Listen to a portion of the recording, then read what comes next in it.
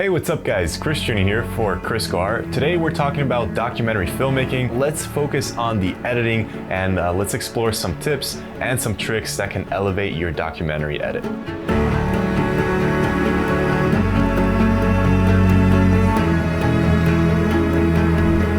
If you're dealing with multiple locations, multiple people, multiple stock footage and so on, it's a pretty daunting task to put all of that together, to be the one responsible to piece it all together in a way that makes sense, in a way that's entertaining, and in a way that communicates what everyone was trying to say and what you are trying to say as a filmmaker effectively. So don't get lost, don't freak out. What I recommend doing is, again, creating maybe a second outline where you can reorganize your initial thoughts based on now the material that you do have and kind of shape that story that way.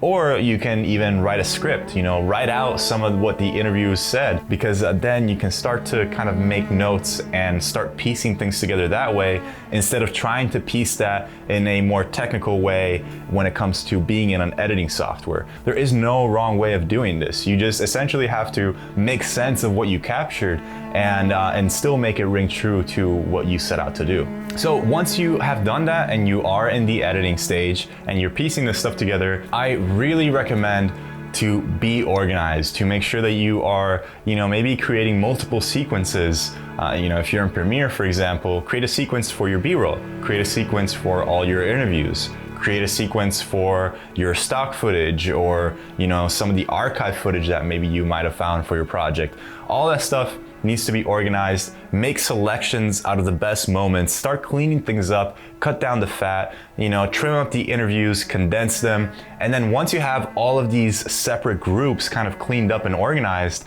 mashing them all together for your main timeline can be just drastically easier than trying to do all of that at once. So I have a ton of videos on editing. I did a whole editing workshop that is for free. Check that out. It has a lot of tips on stacking timelines, which, especially for documentaries, is super valuable and can save you a lot of time and headaches. It just has a lot of tricks that I think can help you in not only being organized in your edit, but also making sure that you are creating something that has momentum, that has that drive, and that can really deliver on some important moments.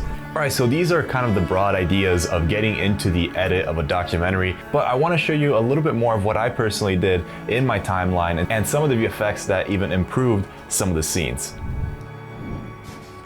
All right, so let's take a look at my timeline. I like doing these. I like seeing a raw look into someone's work and just laying things out that way. We're going to focus on a few main things, such as creating momentum and establishing pacing, which is something that we've talked about in the past. I just want to show you how I applied some of those ideas in this new documentary. And then we're going to take a look also at some VFX tricks that can help your edit, that can help some relighting of some scenes and really improve the cinematography of what you have. Okay, so here we go. This is my timeline with most of the effects, most of the subsequences, but let's start from the very beginning. This is, by the way, a mixture of me trying to polish things up in a 2019 timeline with still using some stuff from pretty much the 2015 project file version. So even some of these opening titles are from the old version of Premiere, where you can't just edit them. You have to double click on it and it'll open up this window. Shout out to everyone that still remembers this panel, since they've dropped it in the recent CC version. So we start with some subtitles, which I added in manually, just one by one. These are all titles. I didn't do anything fancy for this, just a straight up text. And here we have a close-up of an eyeball. So from this shot, we see that it closes, and that kind of match cuts to this this close-up. So it goes from this extreme close-up into this one, and his movement of the eyelids closing in right at the end here makes it match very well. But also there's some very subtle kind of low rumbly whoosh sounds when his eyelid kind of comes down and shuts. And I love the expression that he did here. He's really getting into in tune with his memories, and really it looks like he's reliving them, which is what ends up happening in the next sequence here. So we have the main title, and then it goes into these shots, which I think you'll find interesting, because this did not look like this when I shot it. It was the entire interior of an old car, and what I ended up doing was rotoscoping the key element as you can see here with this insert, and as the hand appears from the side, which has also been rotoscoped, you see the car start to appear. So it's just a simple circular mask that expands with a few keyframes, and that is very feathered. So let me go frame by frame here. You can see that it's just this kind of vignette opening up. And that is to show sort of the initial contact of the human hand with the car. And again, because this is a memory, a lot of the other stuff that doesn't matter other than this connection, this emotional moment, is occluded. So the background is black. We don't really see much details in the car because that's not what matters in this moment. What matters is the hand touching the key to start the ignition. And as the shots progress, we kind of intercut to some archive footage of some races back in the day. And again, all this goes in parallel with the memories of the man who is now gripping the steering wheel. And again, this was all heavily retouched because we shot this in a garage. So I added these bokeh elements. I darkened the outside, all in After Effects, and that kind of helped, ground it all together in one shot. It's all very subjective to that person feeling all of these elements, such as coming into contact with the steering wheel, gripping the clutch, and pressing on the gas pedal and revving up the engine. So these are all things that are kind of very sensory, and it's all being used as a build-up. And you can even see it by the way that the cuts kind of tighten up until we have our moment of release. Here's another example of another type of match cut. It's not really matching the cut or matching the action, but it's matching the sound. So we have some flaps here of the wings of this bird, and it matches to the same sound effect, just with a higher pace rhythm, which highlights this gear or this sort of vent spinning. And again, it connects to what the idea of discovering nature and the connection between humans and the car and nature, and it's kind of tied in together with the sound effects. So we have the flapping of the wings that then merges into the spinning of this mechanical piece here. Scoprire il mondo, scoprire la natura.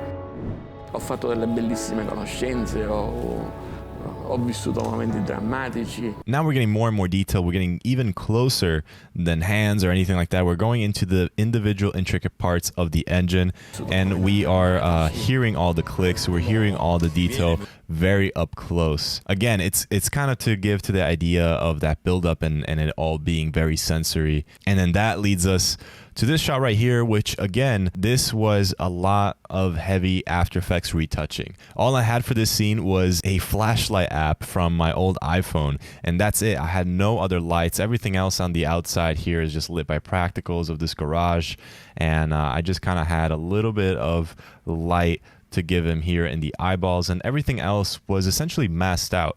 All this is a black solid, not pure black. I just picked a dark color in my scene, such as this thing right here, and then I just kind of painted all of these elements, such as the steering wheel and all of this, to kind of give me this very stylized, almost comic book feeling shot of the race car driver and his eyes being illuminated by some light being reflected back on his face from the rearview mirror. From the rearview mirror. That is such a hard word to say. Rearview mirror. So there's this final buildup. Now this is kind of a much longer shot than anything else that we've seen in the timeline, because this is the final sort of breathing gap. This the final moment before it all picks up. As soon as he says, "Listen here, I am neither cavalier nor sir. I am maestro." So that's what ignites this moment of all the close-ups that we've now become familiar with, but now they're being reintroduced in a much quicker cut. And another thing to highlight this momentum shift is also some very subtle keyframing. We're getting some zoom-ins into all these shots, so we're getting really drawn into this moment. And then I also added a little bit of camera shake as we push into these final shots of the speedometer kind of going up and going crazy, and as well as this vent also spinning faster and faster. And that all culminates to this shot, which is just a double exposure effect of the previously introduced man and his face. And I also had to do a little bit of roto around this side of his face, because if you remember in the very first shot, we don't have that much of a moody and contrasty lighting to where we can obscure this side and do some double exposure, I had to kind of force it in by rotoscoping this out. So without the bottom background layer, it sort of looks like this. So you can see what I did. I really darkened this area. Then we have the background, and we also have an overlay that comes in here, which is a smoke overlay. This is a very simple overlay that I just set to screen, and this acts as a nice way to wipe over to the next scene, which also contains smoke. It makes sense, but it's also a nice way for us to kind of drift into this more dreamy sort of sequence. Kind of motivates us going into this other memory of his, which is this shot right here, which is another double exposure effect of these two guys grilling meat on a wheelbarrow with a metal grid on it, which is, I mean, that's as Sicilian as it gets.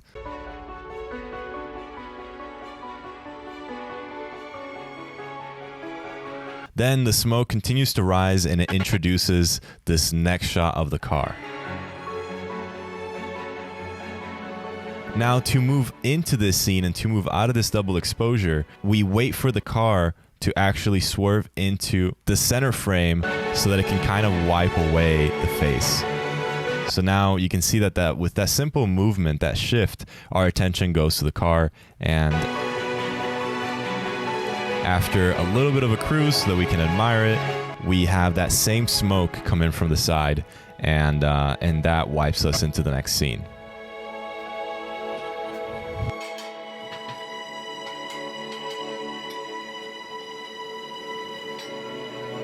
So nothing special going on in this scene as far as cuts. This is all just what made sense to me with the flow and the music and the way of introducing this character and its environment. So again, much like in the beginning, we are using close-ups for very specific elements that define the space or the character. Now, there is this one shot where we see him from the back and he's illuminated by this one source. That's not what this shot looked like originally. This is what the image looked like. Now, this is where, if you are in control of your project as far as being the DP, director, and editor, you can get a lot of freedom in these sort of creative choices when you can relight and really dramatically change certain shots to make them fit into your edit, to make them fit with your visual style. I wanted to keep that intimacy and to keep it very contained with him and not have us wander around too much. In this shot, because these elements such as this window and the outside are so bright, our eyes kind of tend to drift outside a little bit and look at what's going on here. And it's such a quick shot that we want to really pay attention to him and to what he's doing. And I did this right inside of Premiere. If I go to the effects and controls panel, you can see that I added a mask over here, and it's an inverted mask for the opacity, and this allows me to essentially cut a chunk of this video out. Now, leaving it black was not enough. If I hide this layer real quick, you can see that this is too black. It almost looks too obvious. There's a certain gradient that I don't like, and that to me is just as distracting. So what I did is I picked a color from the shadows, which is something that I've talked about many times to do whenever you are introducing shadows into your scene or taking things out. Make sure that you're staying true to the colors and to the shading of your scene. So I picked a color from around this range, and this is just a solid color matte, and you can see the difference of how much more real and natural that feels. And now this shot feels a lot better and a lot more in tune to the rest of this scene. So again, we're focusing in on details. A lot of these shots serve to further that visual metaphor of something coming into being, of forging something together. So all of this scene is essentially what we first see into our documentary before we're introduced to the main characters, because this sets the tone, this sets the pacing, and this sort of vibe that the rest of the documentary will have. And I think this is really important. A lot of times we worry too much about attention spans and people, looking away and wanting to know what's next, when I think that having moments like this and really introducing the sort of world that you're opening up to your audience is very important. And over here, again, we have a wide shot of the metals melting. And I want to show you, again, I had to do some tweaking here to make it look a little bit interesting. So let me just turn off some of these elements. These are actually some light effects elements from my latest pack vintage light effects. These have been so handy. I'm so glad I made them, honestly, just for my own use. And of course, I made them available to purchase for you guys as well. But you can see that I have these like flare elements and this sort of light foreground element down here. Simple details like this can really bring out a shot that looks pretty normal and boring into something that looks a lot more visually interesting with a lot more color contrast. So this leads us into one of the final shots of, again, the metal just melting and being forged and being moved around. Right before we cut to black, we still catch some embers from the previous shot. And the idea with this visually is that it's almost like a flame just being closed up into blackness, and there's still a few embers that escape. So again, this is just very simple stuff. It's only a few frames, maybe a second or two, and it's something that, again, can tie all that together and that can make that transition from one location and one scene to the next a lot more smooth. And that leads us into the next scene. Ma la passione è nata da ragazzo quando vedevo lavorare a mio padre. And going into this character and his first story, I actually divided each interview into its own little subsequence. For the two main ones, I could edit them as an individual piece and then kind of tie it into my main timeline later. The way I approached this, if I double click on this, double click again, here is my sequence for this section of the interview. What I wanted to do was show space, show the craftsmanship first, and then introduce the character and share a little bit more of his personal fears and his story. And at that point, we care a little bit more about him because we've come to learn how he works. We've become interested in just visually seeing what his day-to-day life is at his workplace in his shop. So these are things, again, we're not looking at specific editing techniques here. It's more theory as far as some of the choices that you make of what you choose to show, what you choose to omit, and what you choose to show later. And these are very, very important choices because I could have started this scene with him talking, the talking head bit, and we get to see him that way. But I wanted to really introduce him in a more truthful way, and there was no better way to do that than to just show him at work. So as you can see here, everything else is pretty standard. What I did here is I have all of the interview chopped up on the bottom here. So I did this first. I wanted to get the best moments out of what he was saying, get the pacing right. You can see that there's certain gaps here to let some moments breathe, and also to pair nicely with the soundtrack over here. And then once I had that down pretty well and I felt good about that, I started to pull in some of my favorite shots from another sequence where I built the selects for the best moments of him working, and I just started plugging them in one by one in a way that made sense as far as a natural progression of actions. And by the way, it's so handy to have zoom lenses in these types of scenarios to get this kind of coverage, because here I was just zoomed in, then I waited for him to do something that matched, and I zoomed out and I got coverage that way in the very same moment without having to switch lenses, and in a moment's instance you get two very nice shots. So I'm a big fan of using wides again here in my selection of B-roll to establish what is going on overall, but then going into these close-ups to really get all the intricate detail of the work that goes into this type of upholstery work. So this whole sequence doesn't end on a very good note, so we get this kind of desolate and almost this tunnel of misery visually that we see here with all these this material laid out and him being at the end of it. So the next thing here is it goes into a fade, but I want you to notice how there is a bit of an overlap with the next shot over here. So we see it go into darkness, but then right as it's about to hit peak blackness, we immediately introduce the next clip, which is where he is lighting a cigarette, and that sort of burst of flame from his lighter is what motivates that quick fade up of the next shot, which overlaps the more kind of tunnel of darkness. So you can almost not really perceive that overlap. It's very subtle, but it's little choices like this paired with the right sounds that can help, again, continue that momentum and continue that interest without it being a full interruption, because this would feel a lot different if it was a complete fade to black and then we're starting up again with another shot that is still of the same person. It's not quite the same feeling.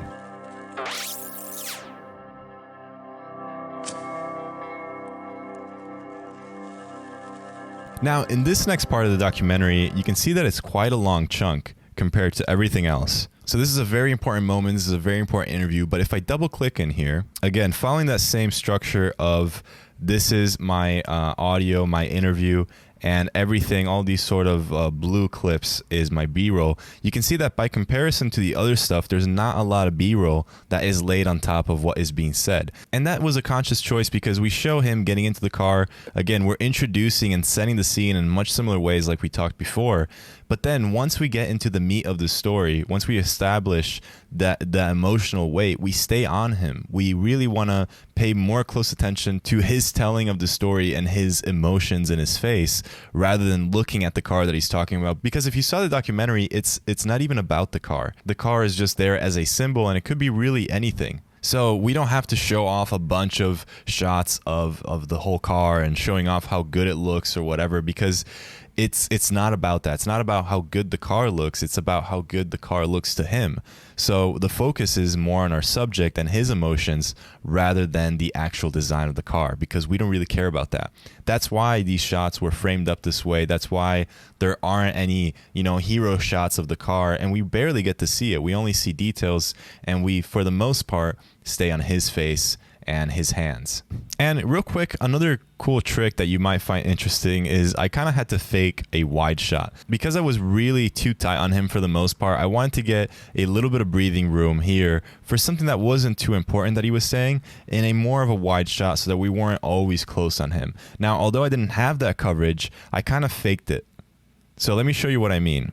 So you can kind of see what I did here. I essentially just scaled it down and cut off the edges, because you would see the edges if it was scaled down with this aspect ratio. And then what I had to do is I stretched out that same image over here to the side. And then, much like we did before, again, we don't want to see pitch black. So I picked a color from the shadows here, and that gives me a pretty natural look. So this is a quick little trick, especially if you guys are used to adding letterbox and shooting in this type of aspect ratio.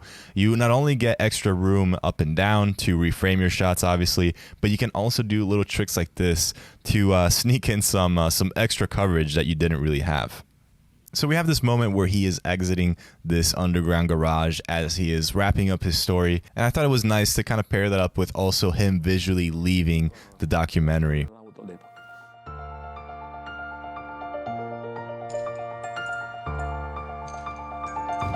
So then from tilting up to the ceiling, we tilt down from this ceiling, and we're showing a very different environment, but still connected somewhat, and that leads us into more of that parallel comparison, and that gets shown even more by showing different parts of the environment and matching them with the environment of the other characters. So this is another way of visually bringing them all together and showing that they belong to the same world, essentially. So this is what leads us into the montage sequence, and this is all very, very standard. There's more transitions and overlays, and there's a lot of the stuff that we've already explored at play, but what I want to focus on right now is the sound design. So what I'm going to do is I'm going to let it play without any of the music so that you can focus on just the sounds for this scene.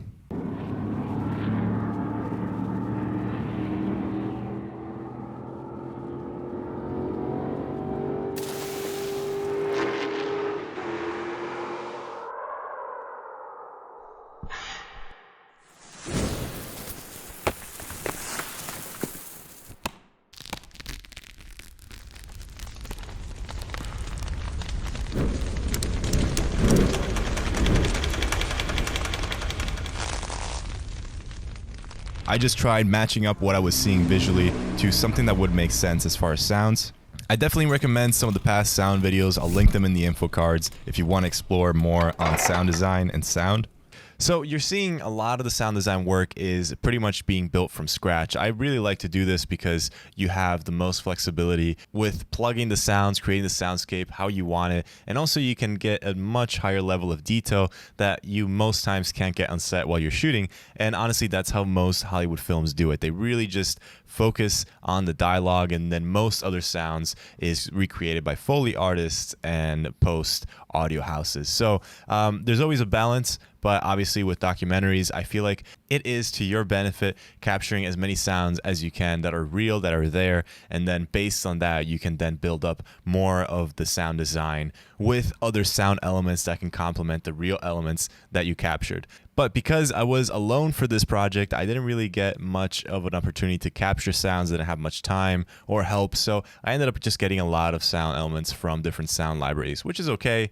It just becomes a little bit more tricky to fit it into that environment to make it sound cohesive and realistic. But one thing that I will say is, even if you have some bad takes, some clips that maybe have a little bit too much hissing or noise, don't think that it is unusable and that you can't recover some of that information. And sometimes that is the case, but sometimes you can actually repair audio with some very simple tools. And one of the main ones that I recommend is the Era Bundle. These are plugins that work on their own or with most editing softwares. What I had to do right inside of Premiere was clean up every single dialogue track from all the interviews, because there was always this high-pitched hissing that was caused by the lav mic. So it was something that I definitely wanted to clean up because it was getting distracting, especially when there was cuts happening. You could really notice when it was room tone and when it was that nasty hissing. So what I did for this is I just dragged and dropped a denoising plugin from the Era Bundle, and I told it to focus on the high frequencies. And then after that, there's just one main knob that you can tweak,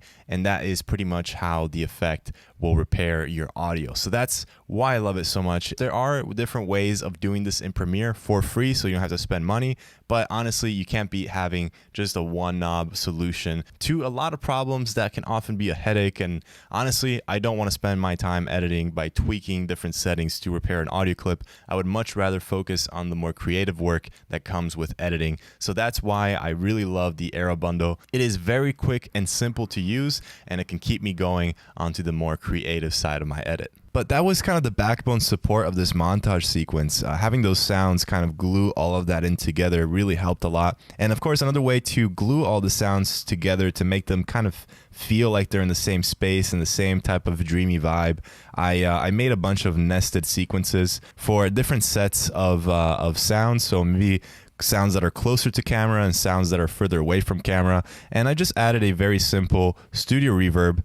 I used the Great Hall preset, and then I just kind of cranked up the room size and the wetness and the dry of the output level here. And that's pretty much all I did for this sort of grouping of sounds and all of these different levels of reverb. So this allowed me to kind of have control over sort of the foreground, middle ground, and background layering of sounds and give them different reverb values so that it can kind of all flow in together nicely.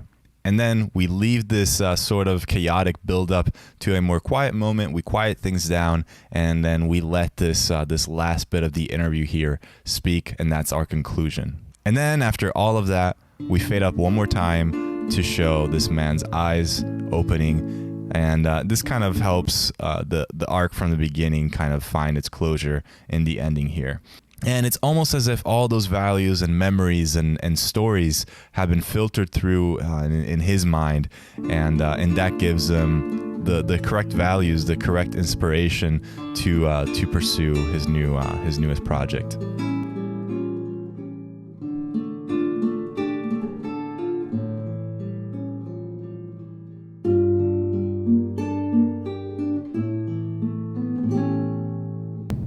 All right, I think that is it. I hopefully covered enough in the timeline. I tried to answer most of the questions that I got from the documentary, which, by the way, please check it out. It was so much hard work, and I just feel so great putting it out there for you guys to enjoy. So please watch it. Let me know what you think. And if you want to see anything else being broken down, let me know in the comments section below. All right, guys, thank you so much for watching. My name is Kriscoart for Kriscoart, and I will see you next time.